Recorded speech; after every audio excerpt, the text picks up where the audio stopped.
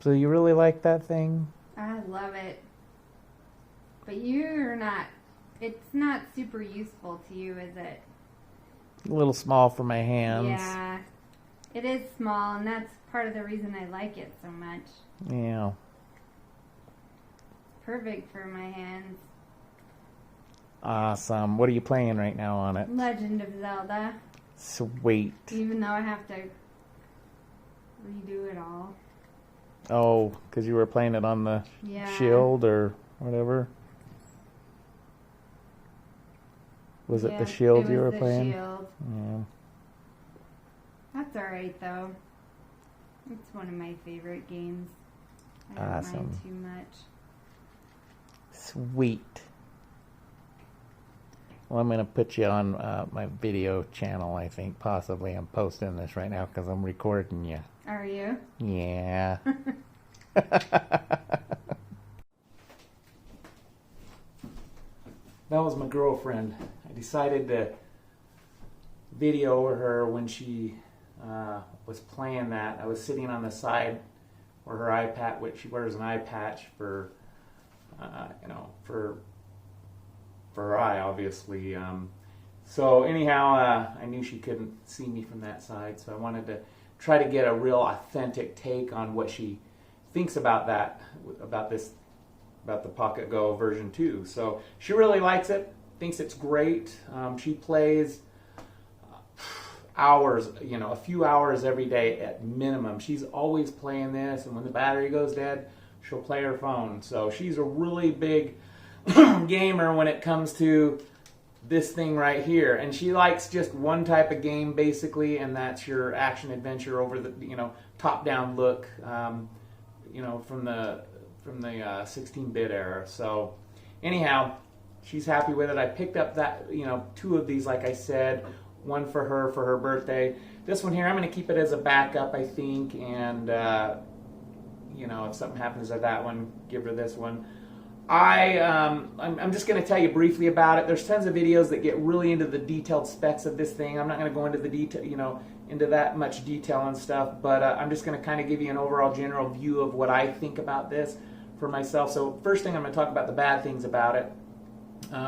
This little knob here, joystick thing, I haven't found a use for it as far as in game. It's not very, very good. So really, I don't know. I think it's kind of useless there myself. I wouldn't have it, but it is what it is. When you buy this, it comes with a little paper in it, in the box, excuse me, and it says that if it doesn't boot up, you need to pull the battery out and reseat it, and it'll boot up. And sure enough, we had to do that with both of ours, and it'll occasionally, won't boot up, and that's what you got to do. Sometimes you think your battery's dead. You recharge it. You got to get that battery seated in there. So it seems to be a known issue if they're sending a paper in the box, about it. But other than that, it hasn't really failed us as far as from a battery perspective. But the other thing I don't really care about it is you have your 2 micro SD slots. This one on the right here, or the left, depending on how you're looking at it. This one here holds the firmware or the OS for it. If that gets corrupt, it won't boot, and you're gonna have to re-download the operating system, reinstall it. I had to do that. She brought it over to me one day, and it wasn't booting for her. I pulled out my SD card, put it in hers, booted up fine, put hers in mine, wouldn't boot. So I ended up reformatting it, and I actually downloaded a new firmware from, there's an upgraded version of this with 2 joysticks. I don't recall what it is off the top of my head, but I ended up downloading that firmware. They're both compatible, and just for the funsies to see how it would be on here. And so that's what I put on here. It's the let's see if it's on. Yeah, here it is. If we do a quick reboot here, you can set it. pocketgo version 2, Rogue Edition. That's the firmware, the Rogue Edition. Anyhow, it was pretty easy to install and get it on there. So, but yeah, that got corrupted. So, it's an SD card. probably going to have, you know, you may want to back it up or something. So, and then on this one here, you can put the ROMs in, so that's great. As far as anything else, for me on a personal note, what I don't like about it is it's just too small for my hands, you know? I mean, it's fine if you're playing a 2D game like this, but if you have to reach up and use these shoulder buttons, you know, my hands just, it's not comfortable. So that's just me, personal opinion, you know, personal experience. So other than that, the pocketgo version 2, it feels really good. It's a solid piece of hardware. The screen looks good for the size and what it is. The D-pad's a really pretty good D-pad. It feels fine. The buttons all feel fine. You know, it's USB-C. You got your power button and your up and down volumes and your headphone jack. If you get stuck in the, you know, in one of the emulators or the, you know, a game, you can just click that button. It's kind of like a little emergency reboot button.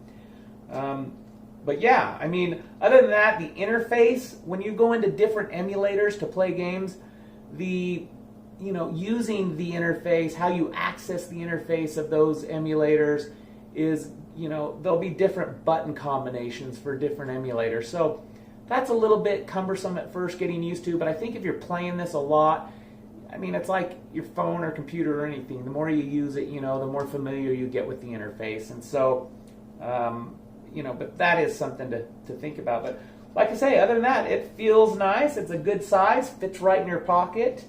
And, you know, if you're really into, you know, NES, SNES, the Genesis, you know, and anything from around that era, I think this is perfect for. Anything where you're just going to use a D-pad and your buttons.